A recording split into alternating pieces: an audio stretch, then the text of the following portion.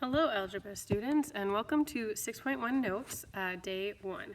In Chapter 6 we are going to be working with exponents and exponential equations. So 6.1 is just an intro to exponents where we're going to learn about the different properties and how to simplify exponents. So some important vocabulary. First off, what is an exponent? An exponent is the number that states how many times the base is being multiplied. So in this example, the exponent is 4. The base is the number being multiplied by itself.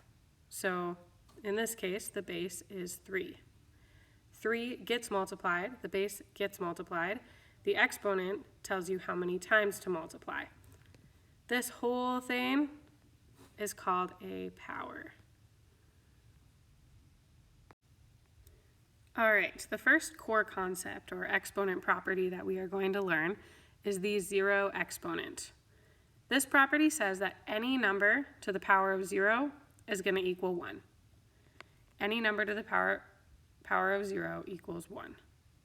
So if we jump down to our examples down here, 6.7 to the power of 0 equals 1.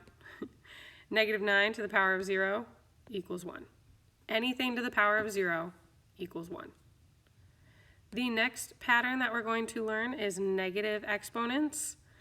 If something has a negative exponent, it's written as 1 over that power. So there's the number terms, and then here's the algebra terms. So a just represents any number. If a has a negative exponent, it's the same thing as 1 over that. So there's some patterns to explain why. If we think of 2, 2 to the power of 4 means 2 times 2 times 2 times 2, 4 times, right? So 2 times 2 times 2 times 2, which is going to equal 16. 2 to the power of 3 equals 8. 2 squared equals 4. 2 to the power of 1 is just itself. Anything to the power of 1 is itself. So now if we're continuing our pattern, 2 to the power of 0 equals 1. Now if we notice how these changed each time, from 16 to 8, we divide by 2. From 8 to 4, we divide by 2. From 4 to 2, we divide by 2. From 2 to 1, we divide by 2. So when we do 2 to the power of negative 1, we also divide by 2 and we get 1/2. 2 to the power of negative 2, we divide by 2 again and we get 1/4. So notice each time the exponents decrease by 1, then the result, the answer, divides by 2. So let's practice these negative exponents. 3 to the power of negative 3 is going to be 1 over 3 to the power of positive 3 because that's a negative exponent. So just like we learned on the last slide, when it's a negative exponent, we have 1 over that power. And then 3 to the power of 3 is 3 times 3 times 3, which is 27. All right, now I have negative 2 to the power of negative 4. Now remember, a negative times a negative is positive. So if there's an even number of negatives, those negatives are going to cancel out. So I can almost just ignore the negative in the equation because my answer is going to be positive. I have an even number of them. The negatives are going to cancel out. Okay, so negative 2 to the power of negative 4 is the same thing as 1 over negative 2 to the power of 4, which we know is going to be the same as 1 over 2 to the power of 4.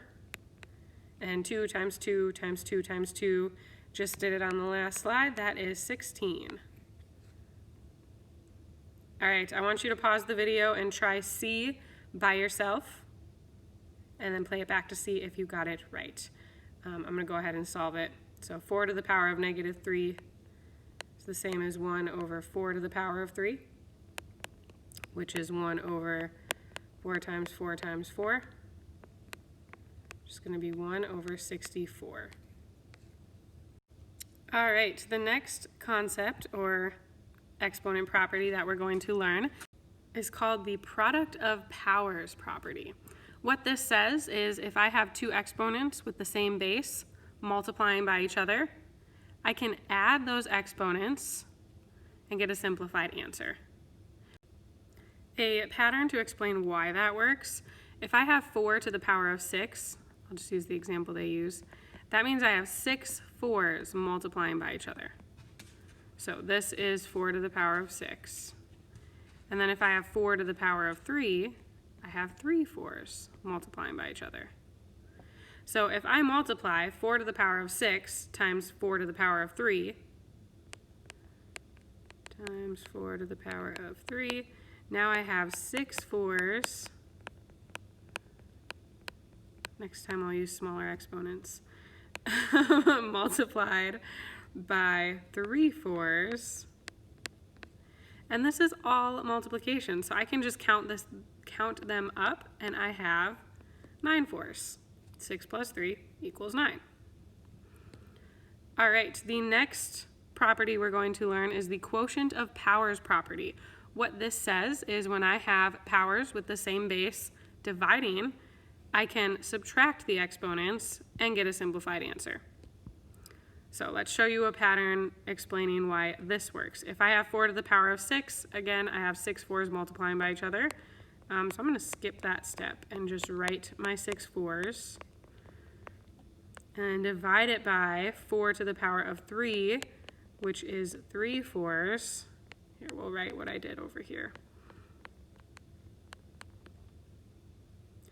And then with the 3 4s on bottom, they cancel out because I know 4 divided by 4 is just 1. So I can cancel out 1 4 at a time because 4 divided by 4 equals 1. There's another one, and there's another one. And I'm left with 3 4s on top, or 4 to the power of 3. 6 minus 3 is 3. All right, last one on this page is the power of a power property. When I have an exponent raised to the power of another exponent, so when I have a power, 4 to the power of 6, raised to the exponent of 3, I can multiply that. So we're going to use a smaller example to show this. I don't feel like writing 18 4s. So we're going to use 2 to the power of 2 raised to the power of 3. Now I know 2 to the power of 2 is just 2 times 2. And I know something to the power of 3 is that something multiplied by itself 3 times. So 2 to the power of 2 to the power of 3. It's like 2 times 2 to the power of 3. So then there's going to be 3 2 times 2's. And then if I count how many 2's there are multiplying, it's going to be 2 to the power of 6. So I can multiply 2 times 3 equals 6. All right, so let's practice these a little bit. We are going to simplify each expression, and we're going to write positive exponents. So you don't actually have to multiply these out. Just write the power as your answer. So example A, I have 3 to the power of 2 times 3 to the power of 6. That's going to be using that product property, which says that I can add the exponents if the bases are multiplying. So 3 to the power of 2 times 3 to the power of 6 is going to be 3 to the power of 2 plus 6, which is 3 to the power of 8. All right, next one, I have 10 to the power of 4 times 10 to the power of negative 6. Remember, when I have a negative, it's the same thing as 1 over that power. So this is like 1 over 10 to the power of 6. And if I multiply 10 to the power of 4 times a fraction, it's the same thing as just dividing by that. And now I can use my quotient property, which says that I can subtract the exponents. 4 minus 6 is negative 2. Or since it says using positive exponents, I'm going to have 10 squared on bottom. So this is also the same as 10 to the power of negative 2. But because it says positive exponents, we're just going to have 1 over 10 to the power of 2. All right, last one, x to the power of 9 times x to the power of negative 9. We're going to do the same thing we did up here. I'm just going to skip that step. So I have x to the power of 9 over x to the power of 9. And now 9 minus 9 is 0. And I know anything to the power of 0 is 1. All right, I want you to pause the video here and see if you can do these 3 all by yourself, and then play it back to see if you got them right. So go ahead and pause it. All right, I'm going to go ahead and solve them. Notice in example A how the negative is in parentheses, but then in example B, the negative is outside of parentheses.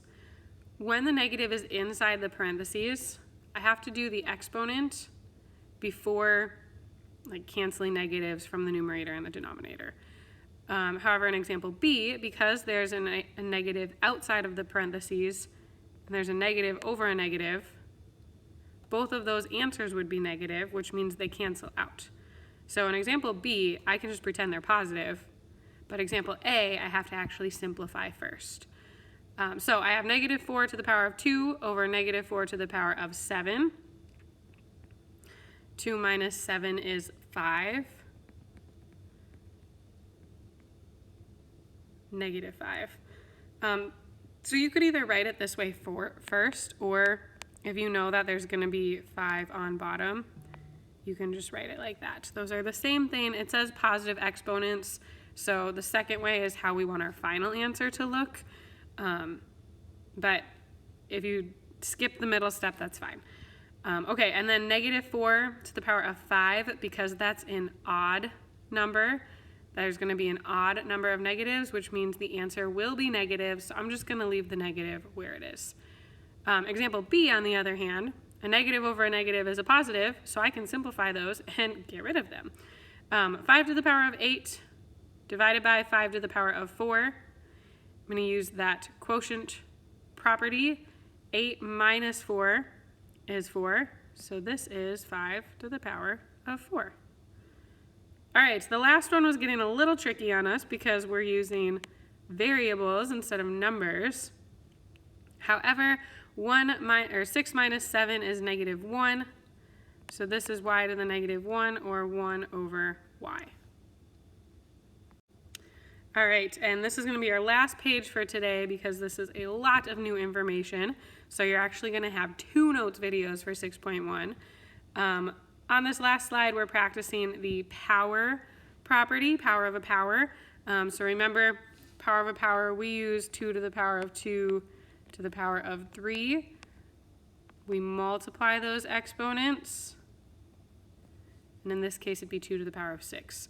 So I want you to pause the video, try these 3 on your own, and then play it back to see if you got it right. All right, w to the power of 12 to the power of 5. Again, using that product property, we're going to multiply, not product, power of a power property. We're going to multiply the exponents, get w to the power of 60. And here we can use the power of power again. So 6 negative 2 times negative 1. Negative 2 times negative 1 is positive 2. That one I actually want to show you guys how that works. So I would have 1 over 6 to the power of 2 to the power of negative 1. And then when it's a fraction to the power of a negative, you can actually just flip it to the reciprocal. Because if I do 1 divided by 6 squared, it's like I just multiplied by 6 squared. So when I have this fraction to the power of negative 1, it's the same thing as 6 to the power of 2 over 1, which is how we got there. All right, last one, I have z to the power of 4 to the power of negative 3. So this is 4 times negative 3 is negative 12, so this is going to be z to the power of negative 12. Our instructions say positive exponents, so we're going to write 1 over z to the power of 12. In this specific example, the fractions with the negative exponents, we'll talk more about that in the Google Meet. So have it written down and then come ready with questions.